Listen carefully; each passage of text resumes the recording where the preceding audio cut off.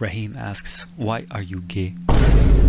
Alright, so I asked a bunch of you to just send me in some questions or send in some clips. Alright, so before we start this video, remember that this is all just my opinion and not just factual stuff. This is just what I think about the subject and how it helped me. Remember that just because it helped me, it might not be perfect for you.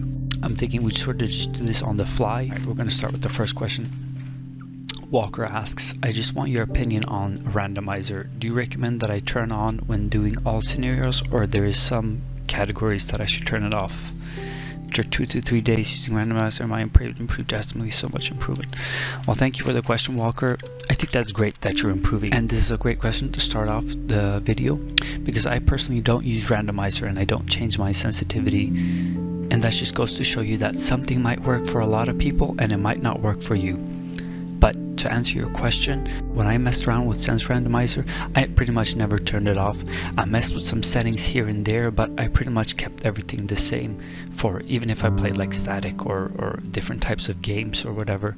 I pretty much kept it the same always. But I think you should check up some YouTube videos or see some popular settings that other people are using and just copy them and change it according to what's more comfortable for you. If you find you're overflicking or something, tweak the settings a little bit, learn what does what, and just like customize it to you based off somebody else's setting. I usually do that, and it works out pretty fine. Alright, we're just gonna move to the next question. Alright, so Ghost asks, how to actually see through the visual clutter in Apex? It's so annoying.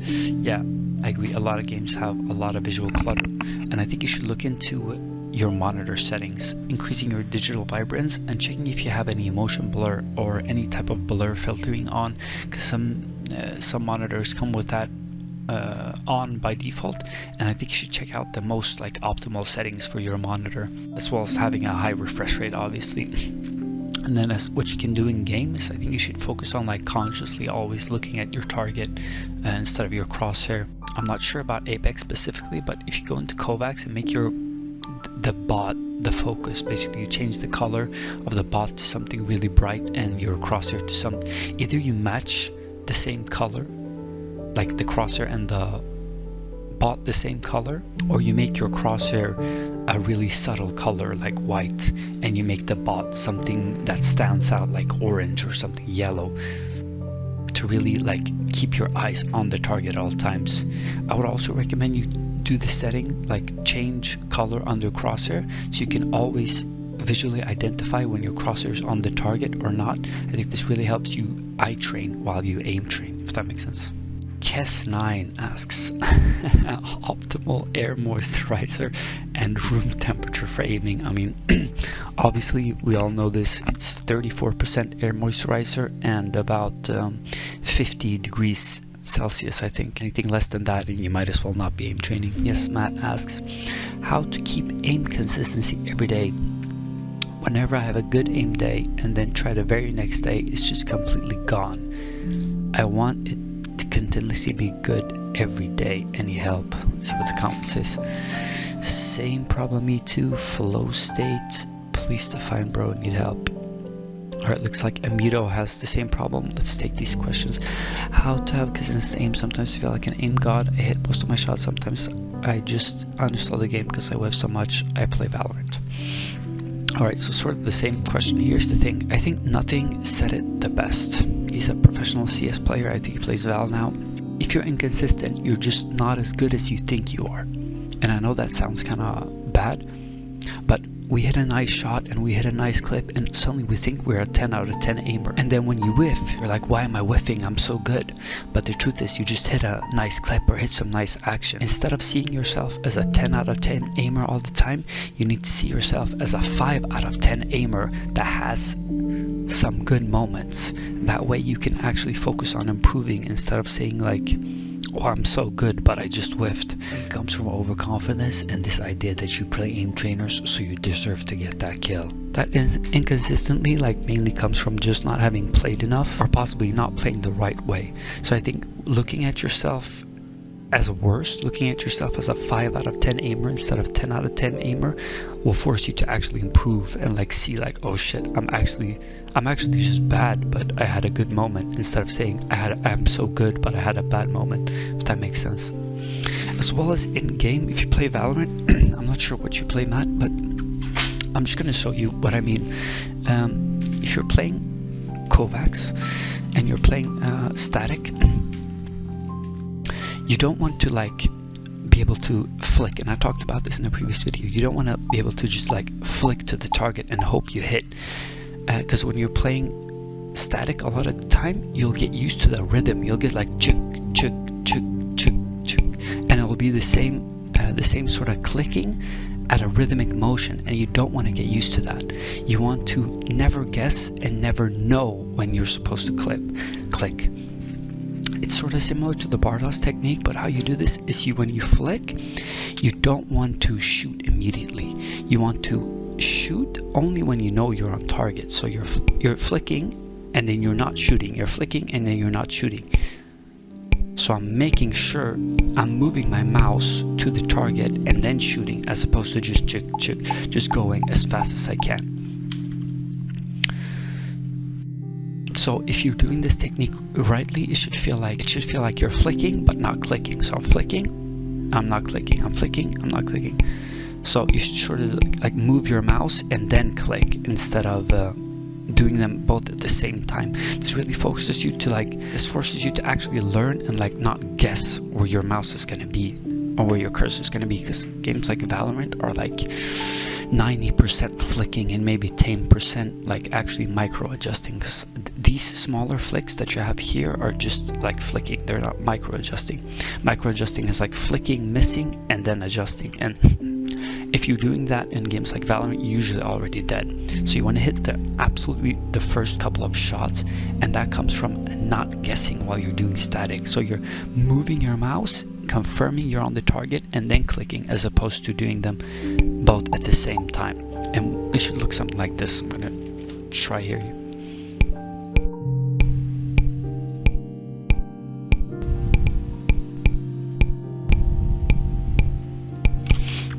So if you're doing this right, you basically won't ever miss, and that's the whole idea. If you find yourself missing a lot, you're not doing it properly and you're not taking your time. So yeah, don't guess. Be sure when you're on target and then click, because that will really help your flicking foundation. And a tip more focused to Yessmat is try playing insanely hard reactive. I have a playlist on this on one of my channels, and I'll link it down below, as well as playing Trippez speed playlist. This way of playing insanely hard reactive can really just increase all aspects of your aim, and is really good for actually reacting, because like the better you react to things, the better you can flick, the better you can track, and the better you can do all these things. So again, I'm not sure what games you play. Try this insanely hard reactive style and see if it works for you. Kes9 asks, toggle aim versus hold aim. I think you should always hold aim, always. I think it's overweights like the whole thing about putting pressure on your mouse, because you can flick and be a lot more snappier to different targets when you hold aim. You have a lot more control over your mouse instead of having to worry about doing a double click, a right click, and a left click.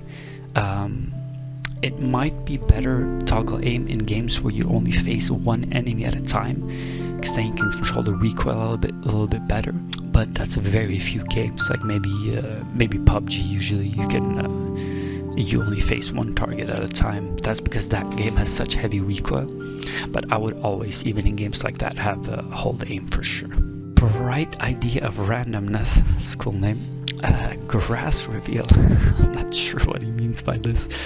But I'll do it for you, of course. My boy Rafeal asks about the flow state. And I think the flow state is sort of like just a thing content creators sort of made up to have something to talk about. Not necessarily made up, I think it's a real thing, but I don't think it helps or matters that much in like aim training. I think what matters in aim training is like technique and doing things correctly and being conscious about like, oh, you know what, I usually overflick, so I should really focus on that right now. I think sort of just, of course you can get into a good state where you're just like relaxed and calm and natural and focused, and I think that's what you mean. But I think you would recommend, like I said in my previous video, not using like banger beats and loud music and stuff, but using more like calming stuff, you know, lo-fi or like some nature sounds or something like that will really help you, as well as playing scenarios you actually like. I've noticed this recently, but like when you're playing a scenario that's like challenging, like pressure aiming or something, and something that you like and you feel like, oh, this is actually helping me, you get into a better state. If you want to say flow state or whatever, but time flows a lot quicker, and it feels like a second passed, but you've really done the entire scenario. I also think you should look into, if you want to get into this, I also think you should look into free play instead of challenge mode, because in free play you sort of don't have that little pause, and you can sort of dive in deeper and sink yourself into, like, and I swear when I play free play, it's like 10 minutes will go by and I feel like I've done like 30 seconds of gameplay or something. But yeah, I think you should focus on that too much. I think you should focus on like consistent practice and what you're doing wrong in your aim training and how to improve it. Alright, my boy West Proter asks 4 banger VOD reviews? Question mark. Let's read the comments. Low Gravity says, I want to see 4 banger make a VOD review of a VOD review that's made by West Proter so I can later VOD review that. And then hopefully get rid on. Alright, I love how I struggle to get rid of anything. It's easier to get masks, so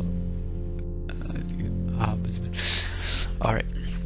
Well, I would do a lot of broad reviews if people sent in their clips, but so far nobody has sent in their clips. I'd love to do a VOD review of somebody in game, hopefully. I don't feel like VOD reviews in KovaaKs are perfect, because I don't think KovaaKs emulate how your aim is in game 100%, because there's not that panic or that you're not as afraid to die in game. But in KovaaKs you might flick to actually accurately hit the target and think about what you're doing. So if you're going to send in clips, I prefer game clips, but I will absolutely do KovaaKs or Aimlabs VOD reviews as well. Sleepzy asks, opinion on mouse grips and what you personally use. I think mouse grips in general are a thing that's like kind of overthought about. I don't think it matters as much as you think. I personally wouldn't like force myself to use a grip simply because somebody says it's better or worse. I think that whatever grip you have right now and you're comfortable with, that's what you should stick with and get better with that grip instead of changing, or instead of forcing yourself to claw or finger or anything else. So just use what you're comfortable with, figure out what your weaknesses are with that grip or mouse and how to fight it instead of trying to change something. And what I personally use, I always thought I used claw, but I'm actually a fingertip user. I used to use really big mice and fingertip them. Now I'm down to a lot smaller mice and I feel like it's worked out a lot better. It's the hardest game to aim at. A lot of people are going to disagree with me here, but I think it's Counter-Strike, and I don't think if it's even close. A lot of people who say it's just crosshair placement and stuff like that, I don't think they've dived deep enough to understand really how aiming works. The best way to explain it is like that scenario reflex flick, where a small bot pops up for a couple of seconds and then disappears. Except now it's not a small bot, it's an extra small bot that's moving. It's like Pasu, and you're moving at the same time, and if you miss 1 or 2 shots, you're dead. I think what people discount with games like that is that it's spraying based, and you can get away with like spraying the legs and somehow hitting a headshot, and I think that's fair. That's not really skill based. But if you're going for more tapping, or you're thinking pistol rounds or bursting, then it's definitely the most skilled game out there, and definitely that you're facing multiple enemies often, and that you have to learn the game and actually put countless of hours to understand basic mechanics. And if you're saying that it's mainly just like micro adjustment and smaller flicks, I don't think you understand how aiming in game works compared to an aim trainer, because in game there's a lot of pressure and a lot of focus on speed and not accuracy. If you see someone, you're just flicking as fast as you can, and if that target is close or really far away in a speed setting, it doesn't matter. Yeah, you have a higher chance of hitting the target if it's closer, but when you're focusing purely on speed and the need for accuracy is so great for the smaller hitboxes, it doesn't matter how far or close the target is. You just want to flick and sort of you often panic shoot, and that's why you have to rely on really solid flicking foundation and really solid static to be able to hit those headshots to get the next couple of kills. Because if you don't hit that immediate headshot, especially in the higher ranks, you're just going to be dead and you won't have contributed to anything. So yes, you have so much speed and it's forcing accuracy at the same time, as well as you're moving and the other enemy is moving. So it's like a lot of aspects of aim. You have to have good tracking to really perfect your aim, but what you really need to focus on is becoming a static expert. And this really specialization in one aiming technique is what makes it very unique. And yeah, for those who don't understand what's so hard about hitting a close range shot is that the target is very small and you have to focus on speed.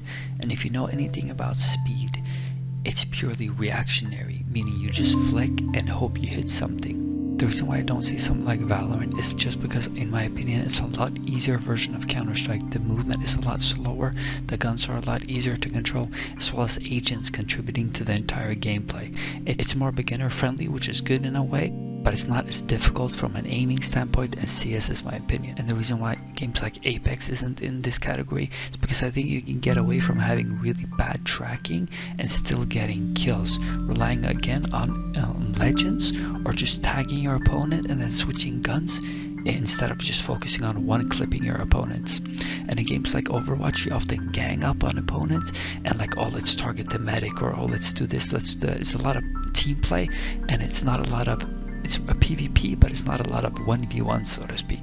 In Overwatch, you're always teasing and teasing and teasing until somebody finally gets the kill instead of just like fighting and getting it over with. And I don't think that's very skill based. And even in games like COD, you can get away with having bad aim but having OP guns. And the target and the competition is often a lot lower, and the gameplay in general in all these games are a lot more random than something as structured as CS. The competition as well is a lot easier in general, since people haven't put 5k hours, 4k hours, 2k hours into games like the majority of people have in CS. It's common in some of these other games, but not as common. Your competition is a lot higher in CS. And even games like Apex, you can get away with having bad tracking, just purely bad tracking, and you'll still be able to get kills and still be able to play very well. And let's not mention controller players in some of these games. While games like Apex and Overwatch rely on tracking, I feel like it's really bad if you can get away with having bad or decent tracking and still doing great. While in CS, if you have bad static, you're just going to be bad. While in CS, you have to sort of be a perfectionist to hit those smaller hitboxes. In CS, it's a lot structured, focused, and everybody knows what's going to happen. And you might even know where the enemies are, but you might not be able to hit your shots, which is what makes it so unique and so difficult and so challenging to aim at.